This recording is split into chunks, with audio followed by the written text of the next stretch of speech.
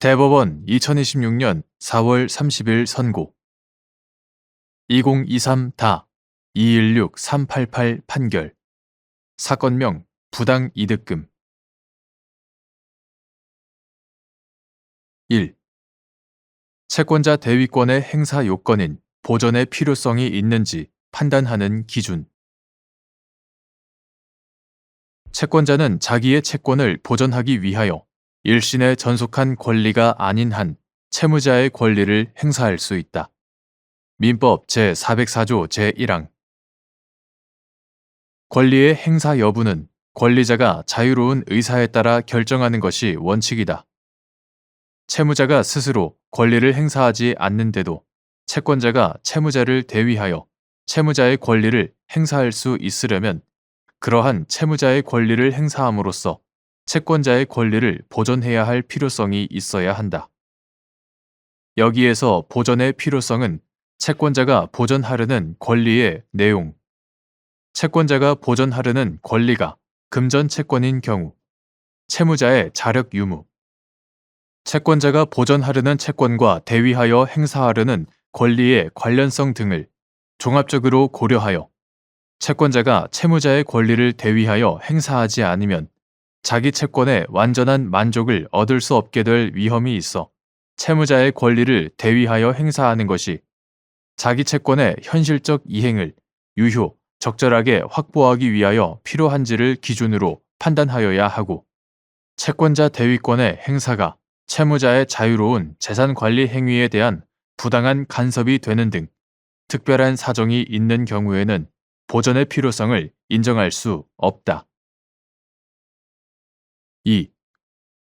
자산담보부 기업 어음의 발행을 사실상 주도하고 이를 유통시킨 금융투자업자가 부담하는 투자자 보호 의무의 내용 및 이러한 의무를 위반하여 투자자들의 투자 판단에 영향을 줌으로써 투자자들에게 손해가 발생한 경우 불법 행위 책임을 부담하는지 여부, 적극. 이와 같은 자산담보부 기업 어음 발행, 유통자의 책임은 그가 직접 투자를 권유한 상대방이 아닌 투자자에 대하여도 마찬가지로 부담하는지 여부, 적극.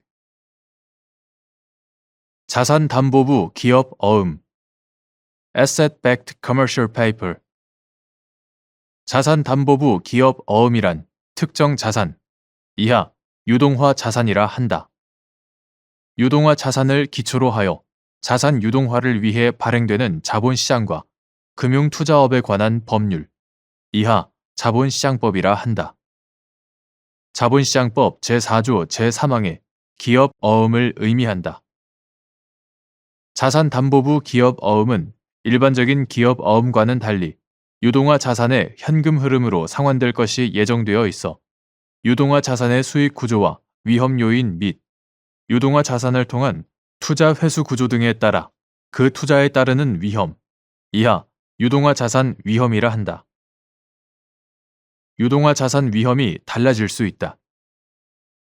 따라서 금융투자업자가 자산담보부 기업 어음의 기초가 되는 유동화 자산 및 유동화 구조 등 주요 내용을 실질적으로 정하고 유동화 자산을 양수할 법인을 설립하여 해당 법인으로 하여금 유동화 자산을 기초로 한 자산담보부 기업 어음을 발행하도록 한 다음 나아가 해당 어음을 자본시장법 제9조 제11항에서 정하는 방법으로 인수하는 등의 방법으로 자산담보부 기업 어음의 발행을 사실상 주도하고 이를 유통시켰다면 이러한 금융투자업자, 이하 자산담보부 기업 어음 발행, 유통자라 한다.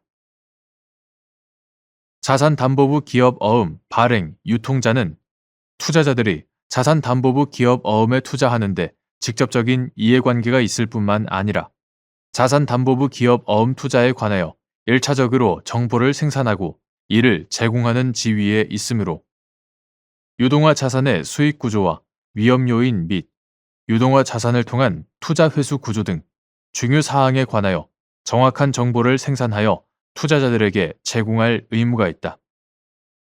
만약 유동화 자산이 금융투자 상품이라면 금융투자 상품의 특성 및 위험도의 수준 역시 유동화 자산 위험에 영향을 미치므로 이에 관하여도 정확한 정보를 생산하고 제공할 의무를 부담한다. 나아가 자산담보부 기업 어음 발행, 유통자는 유동화 자산에 관한 정보에 접근할 수 있는 자로서 자산담보부 기업 어음에 대한 신용평가를 의뢰하는 과정에서 유동화 자산 위험이 신용평가에 제대로 반영될 수 있도록 정확한 정보 및 자료를 신용평가회사에 제공하여야 하고, 만약 유동화 자산 위험이 신용평가에 제대로 반영되지 않았음을 알았거나 알 수 있었다면 이러한 부적절한 정보가 만연히 투자자들에게 제공되지 않도록 합리적인 조치를 취하여야 한다. 자산담보부 기업 어음 발행, 유통자가 위와 같은 의무를 위반하여 투자자들의 투자 판단에 영향을 주고 그로 말미암아 투자자들에게 손해가 발생하였다면 그 주의 의무 위반으로 인한 불법 행위 책임을 부담한다. 그리고 이와 같은 자산담보부 기업 어음 발행, 유통자의 책임은 부정확한 정보를 제공하여 투자자의 투자 판단에 영향을 준 것에 기인하므로 그가 직접 투자를 권유한 상대방이 아닌 투자자에 대하여도 마찬가지로 부담한다. 3. 금융투자업자가 투자자 보호 의무를 위반하여 투자자가 투자금을 회수하지 못하는 손해를 입은 경우 금융투자업자의 투자자 보호 의무 위반과 투자자의 손해 사이에 상당 인과관계가 인정되는지 여부, 적극. 금융투자업자가 투자자 보호 의무를 위반하여 투자자가 투자금을 회수하지 못하는 손해를 입었다면 그러한 손해는 금융투자업자의 투자자 보호 의무 위반으로 투자자의 투자에 관한 의사결정권이 침해되어 투자자가 의도하지 아니한 투자 위험을 지게 된 결과이므로 위와 같은 금융투자업자의 투자자 보호 의무 위반과 투자자의 손해 사이에는 상당 인과관계가 있다고 할 것이다. 4. 금융투자업자가 투자자 보호 의무를 위반하여 투자자에게 손해가 발생한 경우 손해액을 산정하는 방법과 그 기준 시점, 미회수 금액의 발생이 확정된 시점, 불법 행위로 인한 손해배상 책임은 원칙적으로 위법 행위 시에 성립하지만 위법 행위 시점과 손해 발생 시점 사이에 시간적 간격이 있는 경우에는 손해가 발생한 때에 성립하고 지연 손해금도 그 시점을 기산일로 하여 발생한다. 여기서 손해란 위법한 가해 행위로 인하여 발생한 재산상의 불이익, 즉 위법 행위가 없었더라면 존재하였을 재산 상태와 위법 행위가 가해진 현재의 재산 상태의 차이를 말하는 것이고, 손해의 발생 시점이란 이러한 손해가 현실적으로 발생한 시점을 의미하는데, 현실적으로 손해가 발생하였는지는 사회 통념에 비추어 객관적이고 합리적으로 판단하여야 한다. 금융투자업자가 투자자 보호 의무를 위반하여 투자자에게 손해가 발생한 경우 그 손해액은 금융투자 상품을 취득하기 위하여 지급한 금전의 총액에서 금융투자 상품의 처분, 그 밖의 방법으로 투자자가 회수하였거나 회수할 수 있는 금전 등의 총액을 뺀 금액이므로 이와 같이 금융투자업자의 투자자 보호 의무 등의 위반에 따른 투자자의 손해는 미회수 금액의 발생이 확정된 시점에 현실적으로 발생하고 그 손해액 역시 위 시점을 기준으로 산정하여야 한다. 5. 자산담보부 기업 어음을 매입한 투자자 갑은행이 위 어음의 발행 및 유통을 주도한 금융투자업자, 을증권회사 등을 상대로 투자금을 회수하지 못한 손해에 관하여 투자자 보호 의무 위반에 따른 손해배상 등을 청구한 사안에서 을회사 등의 손해배상 책임을 인정하면서 갑은행은 어음의 만기가 도래함으로써 어음을 취득하기 위해 지급한 투자금에서 어음과 관련하여 회수하였거나 회수 가능한 금액을 공제한 돈 상당의 손해를 입은 것이라고 한 사례.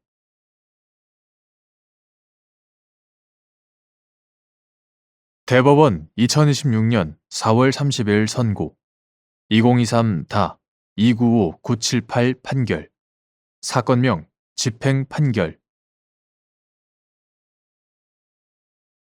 1. 민사집행법 제26조 제1항에서 정한 집행판결 제도의 취지 및 외국 법원의 확정재판 등의 의미.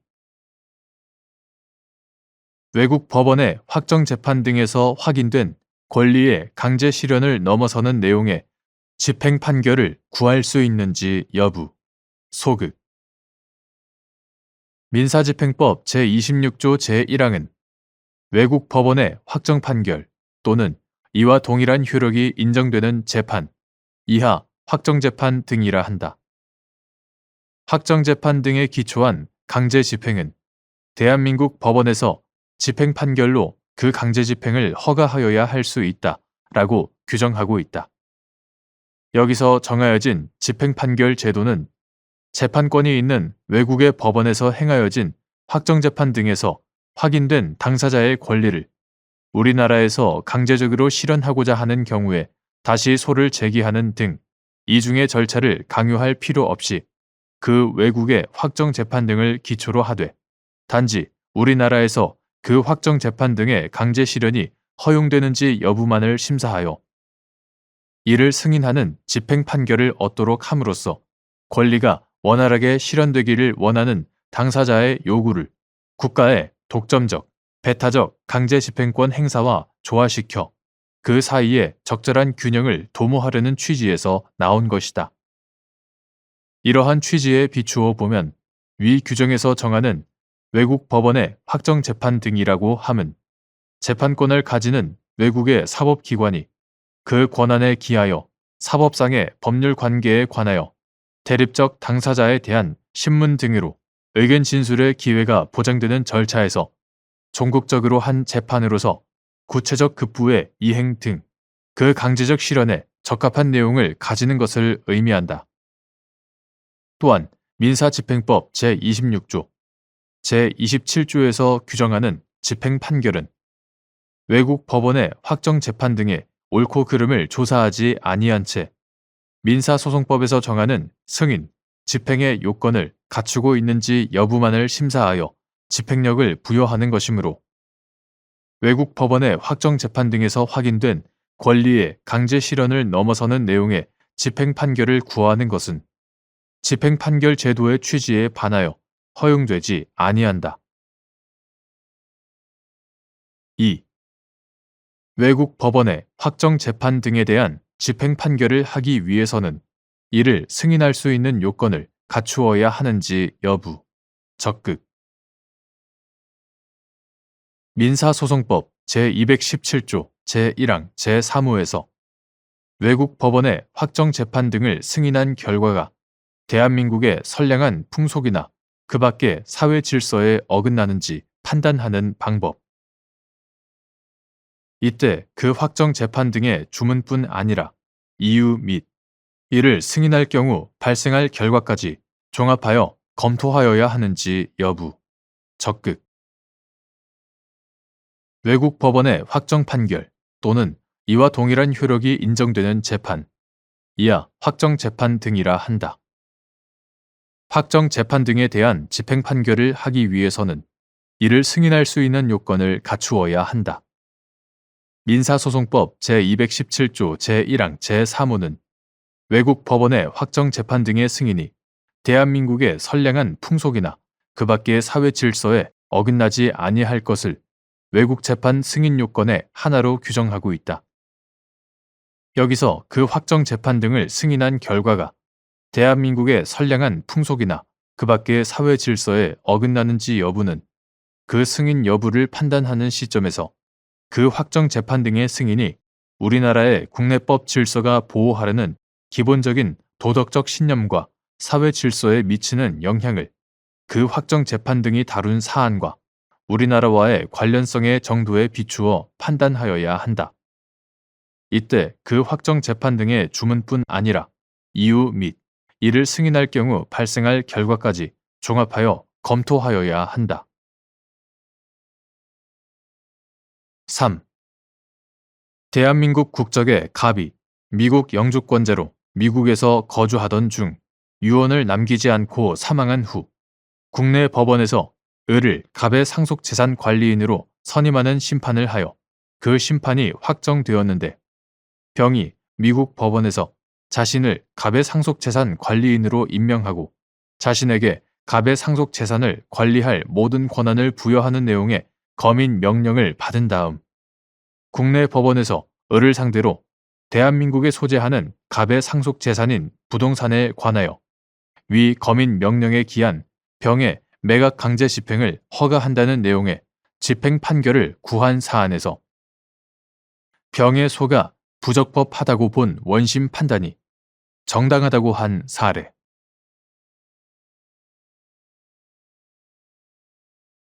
대법원 2026년 4월 30일 선고 2024다 222-212 판결 사건명 손해배상 기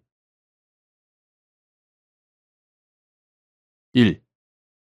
제3자가 통신비밀보호법 제14조 제1항을 위반하여 공개되지 않은 타인 간의 대화를 녹음한 경우 그 녹음한 파일이나 녹취록이 증거 능력이 있는지 여부, 소극. 통신비밀보호법 제3조 제1항은 누구든지 형사소송법 또는 군사법원법의 규정에 의하지 아니하고는 공개되지 아니한 타인 간의 대화를 녹음 또는 청취하지 못한다고 규정하고 제4조는 제3조의 규정을 위반하여 불법 감청에 의하여 취득 또는 체록된 전기통신의 내용은 재판 또는 징계 절차에서 증거로 사용할 수 없다라고 규정하고 있다. 나아가 통신비밀보호법 제14조에서 누구든지 공개되지 아니한 타인 간의 대화를 녹음할 수 없다고 규정하고 제1항 제4조의 규정은 제1항의 규정에 의한 녹음에 관하여 이를 적용한다 라고 하고 있다. 제2항 이에 따르면 제3자가 통신비밀보호법 제14조 제1항을 위반하여 공개되지 않은 타인 간의 대화를 녹음한 경우 그 녹음한 파일이나 녹취록은 같은 법 제14조 제2항, 제4조에 의하여 증거 능력이 없다. 2. 개별 법령의 증거 능력에 관한 규정이 별도로 존재하지 않는 경우 위법하게 수집된 증거의 민사소송에서의 증거 능력이 일률적으로 부정되는지 여부, 소극 및 그러한 증거의 증거 능력 유무를 판단하는 기준. 민사소송법은 자유심증주의를 채택하면서 제202조 형사소송법과 달리 위법하게 수집된 증거의 증거 능력을 배제하는 규정을 두고 있지 않으므로 통신비밀보호법과 같이 개별 법령의 증거 능력에 관한 규정이 별도로 존재하는 경우가 아닌 한 위법하게 수집된 증거라고 하여 민사소송에서의 증거 능력이 일률적으로 부정된다고 볼 수는 없다. 그러한 증거의 증거 능력 유무는 민사소송법의 기본 이념인 재판의 공정과 신의 성실의 원칙을 기초로 상대방의 인격적 이익 등의 보호 이익과 실체적 진실 발견의 가치를 비교 형량하여 개별적으로 결정하여야 한다. 법원이 그러한 비교 형량을 할 때에는 사건의 내용과 성격, 문제된 위법 행위의 주체, 경위 및 방법, 피침해 이익의 성질과 피해의 내용 및 정도, 위법 행위에 관련된 이해 당사자 사이의 관계 및 분쟁의 양상, 위법 행위로 수집한 증거로 증명하고자 하는 대상의 특성, 증거 확보의 필요성 내지 긴급성 등 재반 사정을 종합적으로 고려하여야 한다.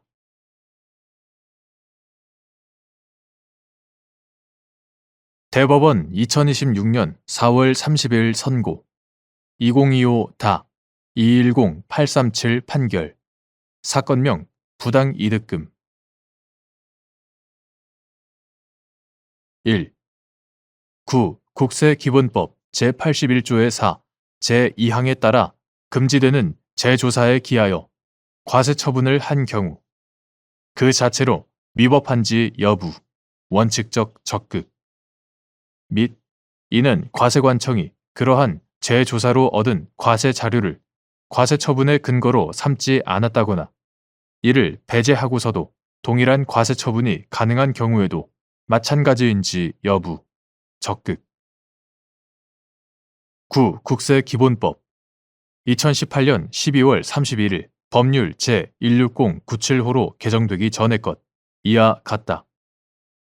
9. 국세기본법 제81조의 4는 제1항에서 세무공무원은 적정하고 공평한 과세를 실현하기 위하여 필요한 최소한의 범위에서 세무조사를 하여야 하며 다른 목적 등을 위하여 조사권을 남용해서는 아니 된다 라고 규정하고 제2항에서 세무공무원은 다음 각 호의 어느 하나에 해당하는 경우가 아니면 같은 세목 및 같은 과세기간에 대하여 재조사를 할 수 없다 라고 규정하면서 재조사가 허용되는 경우를 열거된 각 호의 사유로 엄격히 제한하고 있다.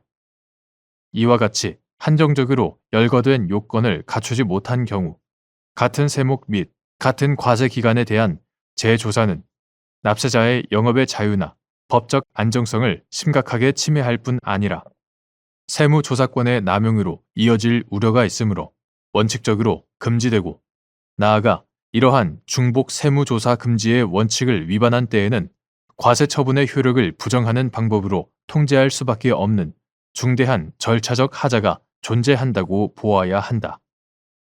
9. 국세기본법 제81조의 4, 제2항에 따라 금지되는 재조사에 기하여 과세 처분을 하는 것은 단순히 당초 과세 처분의 오류를 경정하는 경우에 불과하다는 등의 특별한 사정이 없는 한 그 자체로 위법하고 이는 과세관청이 그러한 재조사로 얻은 과세 자료를 과세 처분의 근거로 삼지 않았다거나 이를 배제하고서도 동일한 과세 처분이 가능한 경우라고 하여 달리 볼 것은 아니다.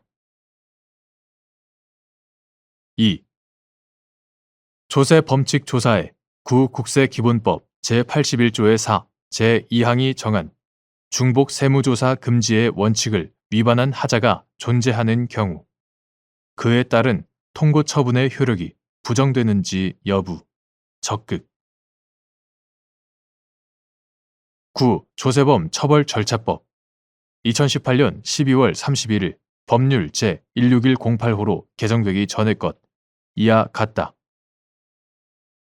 9. 조세범 처벌절차법은 제2조에서 조세범칙 행위를 조세범 처벌법 제3조부터 제14조까지의 죄에 해당하는 위반 행위 제1호 조세범칙 행위를 조세범 처벌법 제3조부터 제14조까지의 죄에 해당하는 위반 행위로 조세범칙 사건을 조세범칙 행위에 혐의가 있는 사건 제2호 조세범칙 사건을 조세범칙 행위에 혐의가 있는 사건으로 조세범칙 조사를 세무공무원이 조세범칙 행위 등을 확정하기 위하여 조세범칙 사건에 대하여 행하는 조사활동 제3호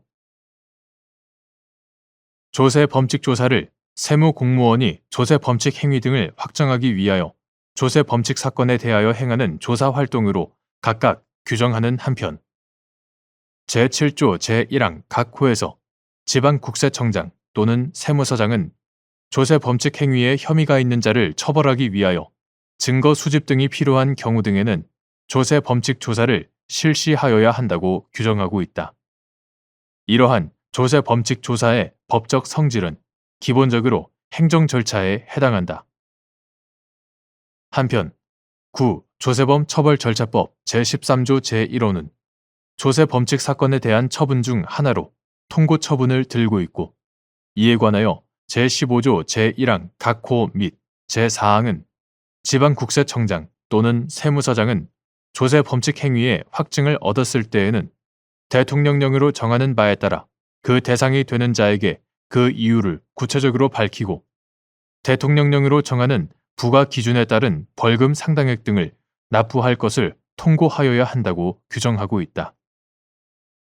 이와 같이 조세범칙 행위자에 대하여 지방국세청장 또는 세무서장이 행하는 통고 처분은 법원에 의하여 자유형 또는 재산형에 처하는 형사 절차를 가름하여 과세관청이 조세범칙 행위자에 대하여 금전적 제재를 통고하고 이를 이행한 조세범칙 행위자에 대하여는 고발하지 아니하고 조세 범칙 사건을 신속, 간이하게 처리하는 절차로서 형사사건의 사전 절차로서의 성격을 지닌다. 구국세기본법 2018년 12월 31일 법률 제16097호로 개정되기 전의 것 이하 같다. 구국세기본법 제81조의 2, 제2항 제1호는 국세의 과세 표준과 세액을 결정 또는 경정하기 위하여 질문을 하거나 해당 장부, 서류 또는 그 밖의 물건을 검사, 조사하거나 그 제출을 명하는 것을 세무조사로 칭하면서 세무조사에 조세범 처벌절차법에 따른 조세범칙 조사가 포함되는 것으로 규정하고 있다.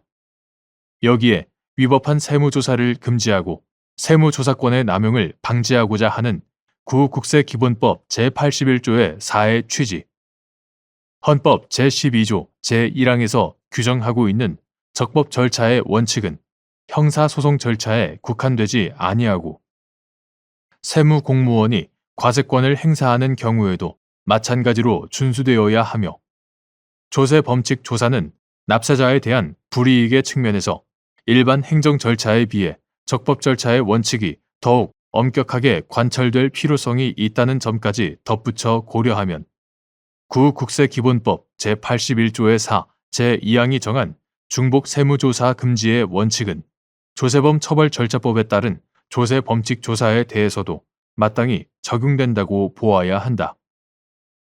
따라서 조세범칙 조사가 중복 세무조사 금지의 원칙을 위반하는 경우 이러한 중대한 절차적 하자는 그에 따른 통고 처분에까지 곧바로 그 영향이 미친다고 볼 수밖에 없다.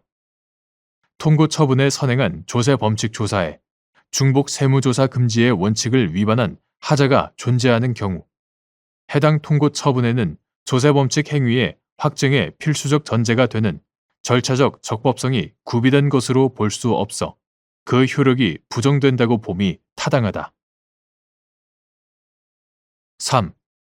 조세범칙 조사 과정에서 중복 세무조사 금지의 원칙을 위반한 중대한 절차적 하자가 존재함에도 그에 따른 통고 처분에 기하여 조세범칙 행위자로 하여금 벌금 상당액을 납부하도록 한 경우 기납부된 해당 벌금 상당액이 부당이득에 해당하는지 여부, 적극. 이 경우 납부자가 국가를 상대로 부당이득 반환을 구하는 민사상소를 제기할 수 있는지 여부, 적극.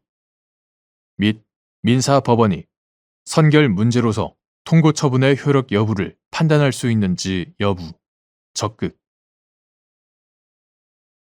조세범 처벌법 제3조 제1항에서 규정한 조세포탈죄는 납세 의무자가 국가에 대하여 지고 있는 것으로 인정되는 일정액의 조세 채무를 포탈한 것을 범죄로 보아 형벌을 과하는 것으로서 조세포탈죄가 성립하기 위하여는 조세법률 주의에 따라 세법이 정한 과세요건이 충족되어 조세채권이 성립하여야만 되는 것이므로 세법이 납세 의무자로 하여금 납세 의무를 지도록 정한 과세요건이 구비되지 않는 한 조세채무가 성립하지 않음은 물론 조세포탈죄도 성립할 여지가 없고 이는 조세포탈로 공소 제기된 처분 사유가 아닌 다른 사유로 과세관청이 당초 부과처분을 취소한 경우에도 마찬가지이다. 또한 과세관청이 조세심판원의 결정에 따라 당초 부과처분을 취소한 경우 그 부과처분은 처분 시에 소급하여 효력을 잃고 원칙적으로 그 납세 의무도 없어져 조세포탈죄에 대한 형사소송법 제420조 제5호에서 정한 재심 사유에 해당하게 된다. 그런데 조세범 처벌절차법에 따른 통고처분은 공정력을 가진 행정처분이 아니어서 이를 대상으로 행정쟁송 등을 통해 적극적, 능동적으로 불복할 수 있는 방법이 별도로 마련되어 있지 아니하고 구국세기본법 2018년 12월 31일 법률 제16097호로 개정되기 전의 것 구국세기본법 제55조 제1항 단서 제1호 통고처분의 형사소송법상 재심 사유가 존재하는 것으로 밝혀지더라도 그 통고처분은 재심 대상으로 삼을 수 없다.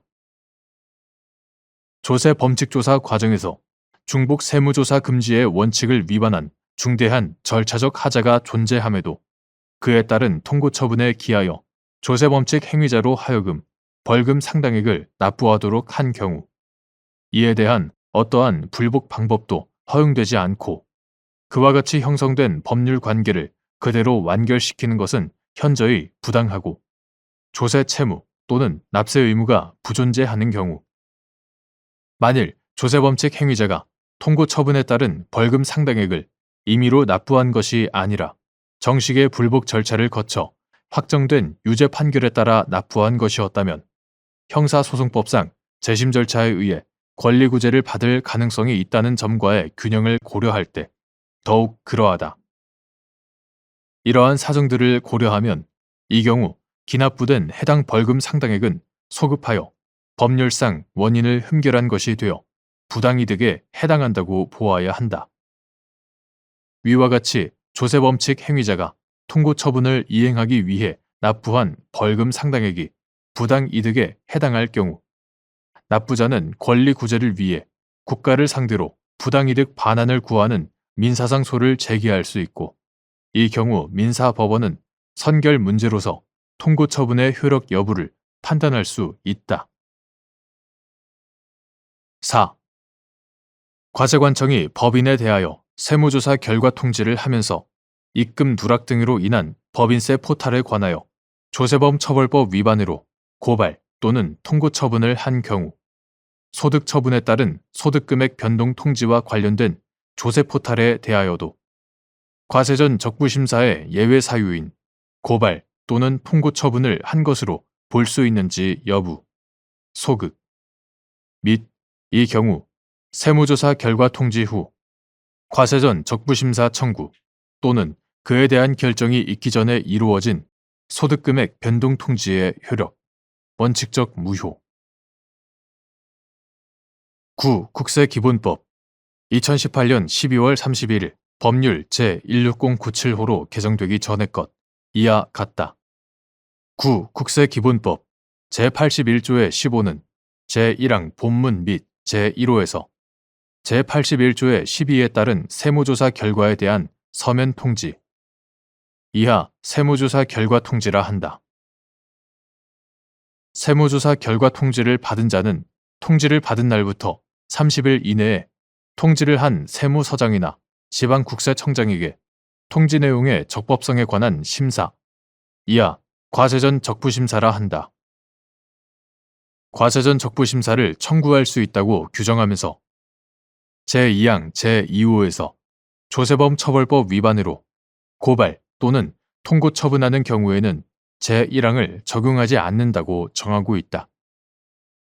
사전 구제 절차로서 과세전 적부심사 제도가 가지는 기능과 이를 통해 권리구제가 가능한 범위, 이러한 제도가 도입된 경위와 취지, 납세자의 절차적 권리 침해를 효율적으로 방지하기 위한 통제 방법과 더불어 헌법 제12조 제1항에서 규정하고 있는 적법 절차의 원칙은 형사소송 절차에 국한되지 아니하고 세무공무원이 과세권을 행사하는 경우에도 마찬가지로 준수하여야 하는 점 등을 고려하여 보면 구국세기본법 등이 과세전 적부심사를 거치지 않고 곧바로 과세 처분을 할 수 있거나 과세전 적부심사에 대한 결정이 있기 전이라도 과세 처분을 할 수 있는 예외 사유로 정하고 있다는 등의 특별한 사정이 없는 한 세무조사 결과 통지 후 과세전 적부심사 청구나 그에 대한 결정이 있기도 전에 과세 처분을 하는 것은 원칙적으로 과세전 적부심사 이후에 이루어져야 하는 과세 처분을 그보다 앞서 함으로써 과세전 적부심사 제도 자체를 형해화시킬 뿐 아니라 과세전 적부심사 결정과 과세 처분 사이의 관계 및 그 불복 절차를 불분명하게 할 우려가 있으므로 그와 같은 과세 처분은 납세자의 절차적 권리를 침해하는 것으로서 그 절차상 하자가 중대하고도 명백하여 무효라고 할 것이다. 한편 구법인세법 2016년 12월 20일 법률 제14386호로 개정되기 전의 것 구법인세법 제67조는 과세관청이 법인세 과세 표준을 결정 또는 경정을 하면서 입금에 산입한 금액을 그 귀속자 등에게 상여, 배당, 기타 사회 유출, 사내 유보 등 대통령령으로 정하는 바에 따라 소득 처분을 하도록 정하고 그 위임을 받은 구법인세법 시행령 2017년 2월 3일 대통령령 제27828호로 개정되기 전의 것. 구법인세법 시행령 제106조 제1항 제1호 단서는 사회 유출된 금액의 귀속이 불분명한 경우에는 대표자에게 귀속된 것으로 보아 상해로 처분하도록 정하고 있다. 앞서 본 관련 규정의 문헌과 체계, 입법 취지 등에 비추어 보면 과세관청의 입금 산입 등에 따른 법인세 부과 처분과 그 입금 등의 소득 처분에 따른 소득 금액 변동 통지는 각각 별개의 처분이므로 과세관청이 법인에 대하여 세무조사 결과 통지를 하면서 입금 누락 등으로 인한 법인세 포탈에 관하여 조세범 처벌법 위반으로 고발 또는 통고 처분을 하였더라도 이는 포탈한 법인세에 대하여 구국세기본법 제81조의 15 제2항 제2호에 조세범 처벌법 위반으로 고발 또는 통고 처분하는 경우에 해당할 뿐이지 소득 처분에 따른 소득금액 변동 통지와 관련된 조세 포탈에 대해서까지 과세전 적부심사의 예외 사유인 고발 또는 통고 처분을 한 것으로 볼 수는 없다. 따라서 이러한 경우 과세전 적부심사를 거치기 전이라도 소득금액 변동 통지를 할 수 있는 다른 예외 사유가 있다는 등의 특별한 사정이 없는 한 과세관청은 소득금액 변동 통지를 하기 전에 납세자인 해당 법인에게 과세전 적부심사의 기회를 부여하여야 한다. 이와 같은 특별한 사정이 없음에도 세무조사 결과 통지가 있은 후 과세전 적부심사 청구 또는 그에 대한 결정이 있기 전에 이루어진 소득금액 변동 통지는 납세자의 절차적 권리를 침해하는 것으로서 그 절차상 하자가 중대하고도 명백하여 무효라고 봄이 타당하다.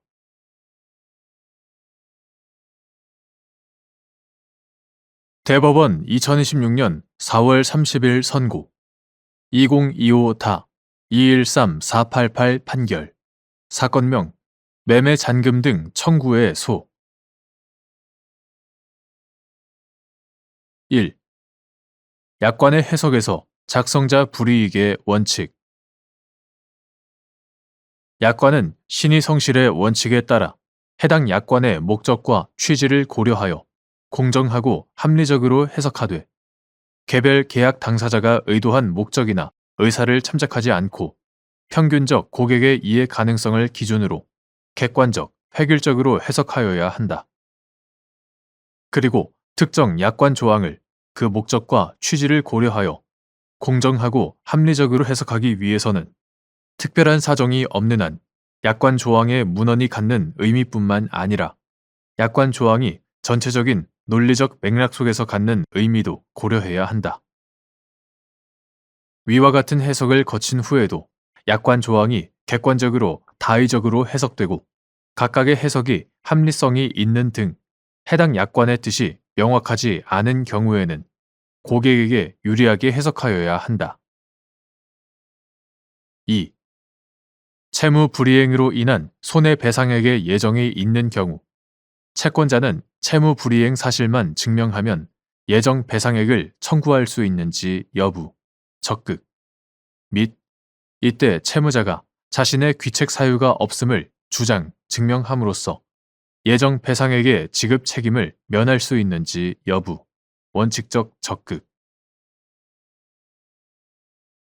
채무 불이행으로 인한 손해배상액의 예정이 있는 경우에는 채권자는 채무 불이행 사실만 증명하면 손해의 발생 및 그 액을 증명하지 아니하고 예정 배상액을 청구할 수 있고 채무자는 채권자와 사이에 채무 불이행에 있어 채무자의 귀책 사유를 묻지 아니한다는 약정을 하지 아니한 이상 자신의 귀책 사유가 없음을 주장, 증명함으로써 예정 배상액의 지급 책임을 면할 수 있다.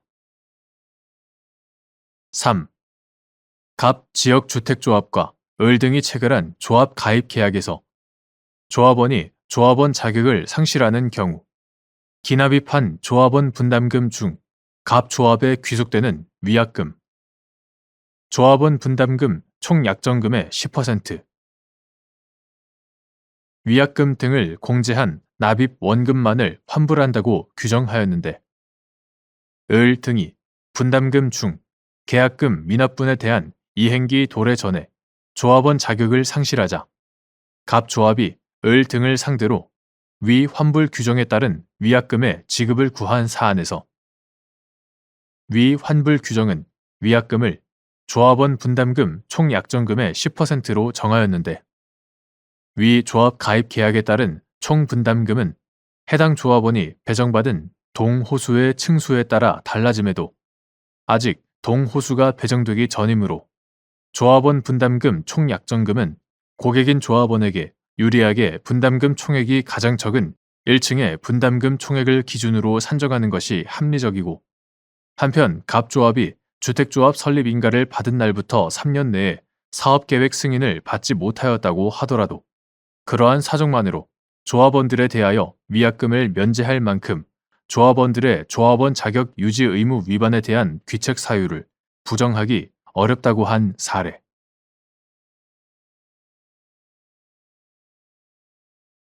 대법원 2026년 4월 30일 선고 2025타 217580 판결 사건명 부당 이득금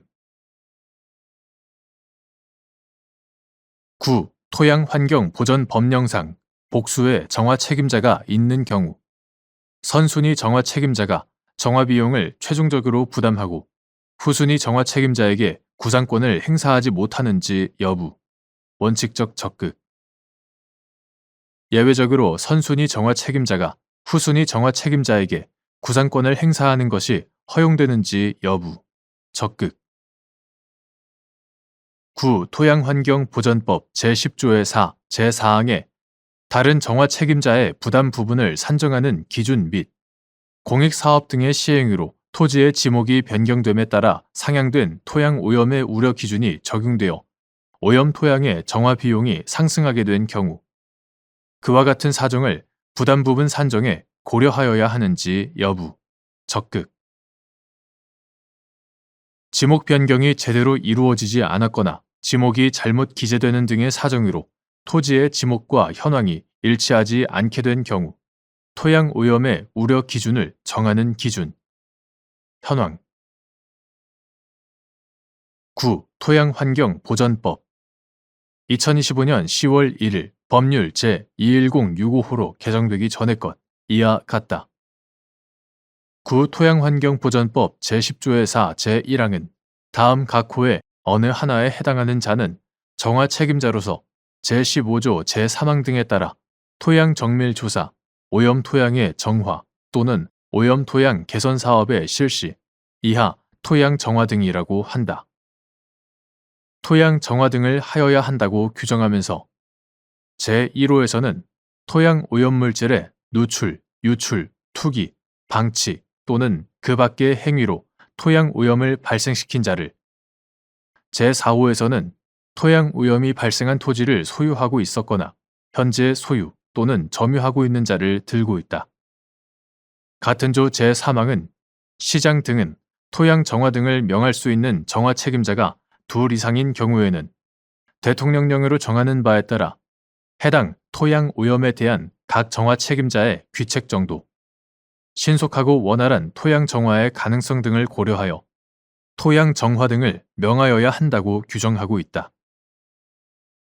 위 규정의 위임에 따른 토양환경보전법 시행령 제5조의 3 제1항은 시장 등은 정화 책임자가 둘 이상인 경우 다음 각 호의 순서에 따라 토양 정화 등을 명하여야 한다고 규정하면서 제1호에서는 구토양환경보전법 제10조의 4 제1항 제1호의 정화 책임자를 제4호에서는 구토양환경보전법 제10조의 4 제1항 제4호의 정화 책임자 중 토양 오염이 발생한 토지를 현재 소유 또는 점유하고 있는 자를 각 토양 정화 등 명령의 상대방으로 규정하고 있다.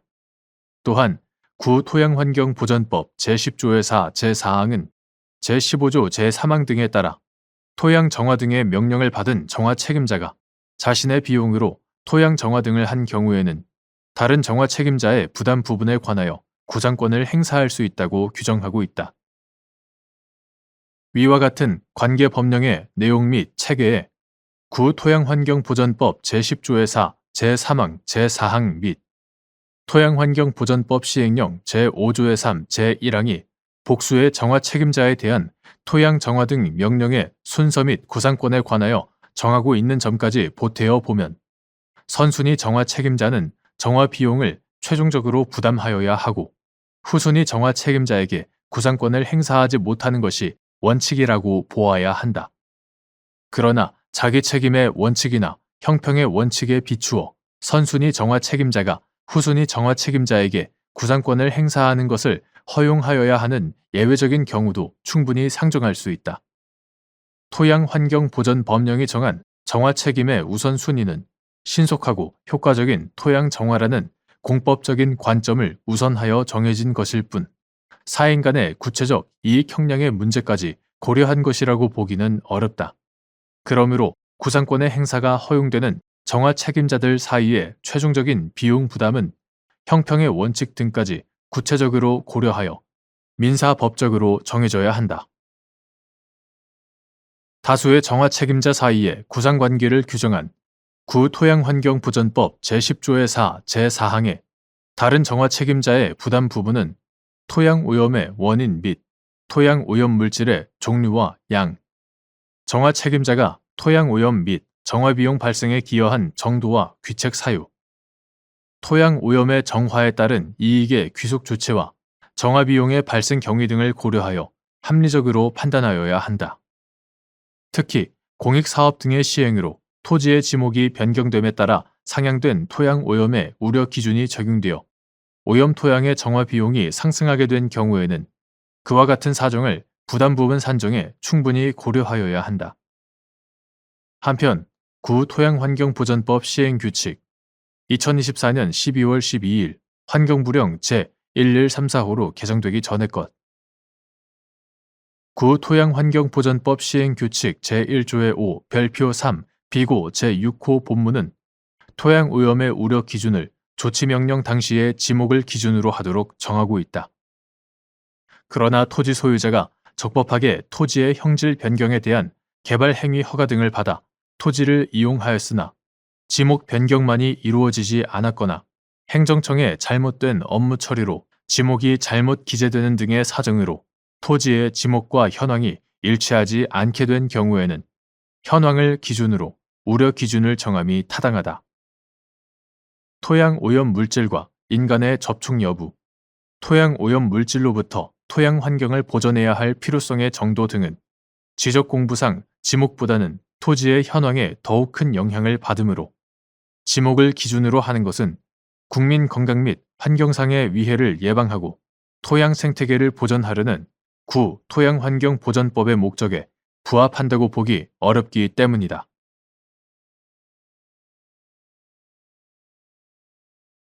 대법원 2026년 4월 30일 선고 2025다 219-757 등 판결 사건명 임금 등 노사 간의 실제 연장 근로시간 또는 휴일 근로시간과 관계없이 일정 시간을 연장 근로시간 또는 휴일 근로시간으로 간주하기로 합의한 경우 실제 연장 근로시간 또는 휴일 근로시간이 합의한 시간에 미달하더라도 합의한 시간을 기준으로 연장 근로수당 또는 휴일 근로수당을 산정하여야 하는지 여부, 적극 및 이는 야간 근로시간의 경우에도 마찬가지인지 여부, 적극 근무 형태나 근무 환경의 특성 등을 감안하여 노사 간의 실제의 연장 근로시간 또는 휴일 근로시간과 관계없이 일정 시간을 연장 근로시간 또는 휴일 근로시간으로 간주하기로 합의하였다면 사용자로서는 근로자의 실제 연장 근로시간 또는 휴일 근로시간이 위 합의한 시간의 미달함을 이유로 근로시간을 다투는 것이 허용되지 않는다. 따라서 이러한 합의가 있는 경우 근로기준법상 통상임금을 기초로 구 근로기준법 2018년 3월 20일 법률 제15513호로 개정되기 전의 것. 구근로기준법 제56조가 정한 기준에 따라 연장 근로수당 또는 휴일 근로수당을 산정할 때에는 실제의 연장 근로시간 또는 휴일 근로시간이 위 합의한 시간에 미달하더라도 합의한 시간을 기준으로 삼아야 한다. 이는 야간 근로시간의 경우에도 마찬가지이다.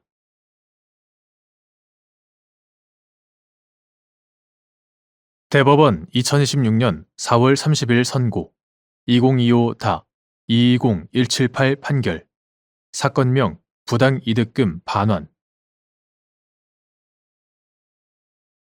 종전 입주자가 퇴거함으로써 사업 주체에게 명도된 임대주택에 관하여 개별적 계약 방식으로 임대차 계약을 체결한 임차인이 임대차 계약 체결 당시 다른 주택을 소유하고 있었던 경우 구임대주택법 제21조 제1항 제1호에서 정한 우선 분양 전환 대상자에 해당하는지 여부, 원칙적 소극 및 이후 임차인이 합의 해제를 원인으로 다른 주택의 소유권을 상실하면 우선 분양 전환 대상자의 자격 요건이 회복되는지 여부, 소극. 구임대주택법 2014년 5월 28일 법률 제12704호로 개정되기 전의 것 이하 같다. 구임대주택법 제21조 제1항 제1호는 입주일 이후부터 분양 전환 당시까지 해당 임대주택에 거주한 무주택자인 임차인을 우선 분양 전환 대상자로 규정하고 있다. 구임대주택법 시행령 2008년 2월 29일 대통령령 제20722호로 개정되기 전의 것.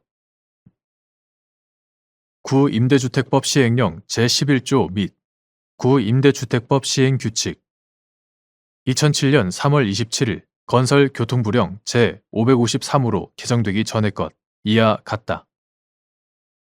구임대주택법 시행규칙 제2조의 4 제1항에 의하여 공공건설 임대주택의 임차인의 자격 및 선정 방법에 관하여는 구주택공급에 관한 규칙 2007년 8월 24일 건설교통부령 제577호로 개정되기 전의 것 이하 같다. 구주택공급에 관한 규칙이 정하는 바에 의하는데 구주택공급에 관한 규칙은 제4조 제1항과 제2항에서 국민주택 등의 공급 대상을 입주자 모집 공고일 현재 당해 주택건설 지역에 거주하는 세대주로서 입주자 모집 공고일부터 입주 시까지 무주택 세대주로 한정하고 나아가 제21조의 2 제1항과 제3항에서 사업 주체에게 국민주택 등의 입주자를 선정하는 경우 주택 전산망에 의하여 입주 대상자로 선정된 자의 무주택 기간 및 주택 소유 여부 등을 전산 검색할 것과 함께 이러한 전산 검색 결과 부적격자로 판정된 자에 대하여는 주택 소유 여부를 증명할 수 있는 서류 등을 제출하도록 하여 공급 자격의 정당 여부를 확인한 후 입주자를 확정할 것을 의무사항으로 부과하고 있다. 구임대주택법 시행규칙 제2조의 4 제2항과 제4항은 임대사업자에게 공공건설 임대주택에 대하여 임대차 계약의 체결 시 미리 구주택 공급에 관한 규칙 제21조의 이 규정에 의한 전산 검색을 하도록 하고 전산 검색 결과 공공건설 임대주택을 임대받을 자격이 없는 경우에는 공공건설 임대주택을 임대하여서는 아니 된다고 정하고 있다. 이러한 임대주택 입주자의 선정 요건 및 임대주택 분양 전환 대상자의 자격 요건, 입주자 선정 시 사업 주체에게 부여된 확인 의무 등에 관한 규정 내용과 구임대주택법의 입법 취지 등을 종합하면 사업 주체는 종전 입주자가 퇴거함으로써 사업 주체에게 명도된 임대주택 이하 명도 세대라고 한다. 명도 세대에 관하여 입주자 모집 공고나 선착순의 방법이 아닌 개별적 계약 방식으로 임대차 계약을 체결하는 경우 미리 입주 대상자의 무주택 여부를 확인한 후 임대차 계약을 체결하여야 하므로 명도세대 임차인에 대한 구임대주택법 제21조 제1항 제1호의 무주택 요건은 명도세대 임차인이 임대차 계약을 체결한 날부터 갖추고 있어야 한다. 따라서 임대차 계약 체결 당시 명도세대 임차인이 다른 주택을 소유하고 있었다면 구임대주택법 제21조 제1항 제2호 등 구임대주택법령에서 허용하는 예외적인 경우에 해당하는 등의 특별한 사정이 없는 한 무주택 요건을 갖추지 못한 것이 되고, 이로써 구임대주택법 제21조 제1항 제1호가 정하는 우선 분양 전환 대상자의 자격 요건을 갖추지 못한 것이 된다. 이와 같이 명도세대 임차인이 임대차 계약 체결 당시 다른 주택의 소유로 무주택 요건을 갖추지 못하여 우선 분양 전환 대상자에 해당하지 않게 된 이상, 그 이후 임차인이 합의 해제를 원인으로 다른 주택의 소유권을 상실하게 되었더라도 우선 분양 전환 대상자의 자격 요건이 회복된다고 할 수 없다.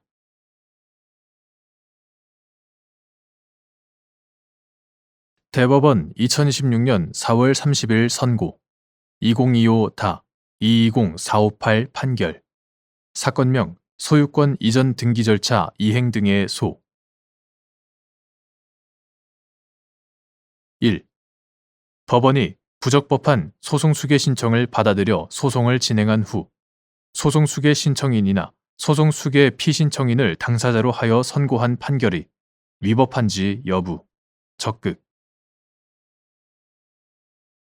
법원이 부적법한 소송수계 신청을 받아들여 소송을 진행한 후 소송수계 신청인이나 소송수계 피신청인을 당사자로 하여 판결을 선고하였다면 소송에 관여할 수 있는 적법한 당사자가 법률상 소송 행위를 할 수 없는 상태에서 심리되어 선고된 것이어서 마치 대리인에 의하여 적법하게 대리되지 아니하였던 경우와 마찬가지로 위법하다. 2.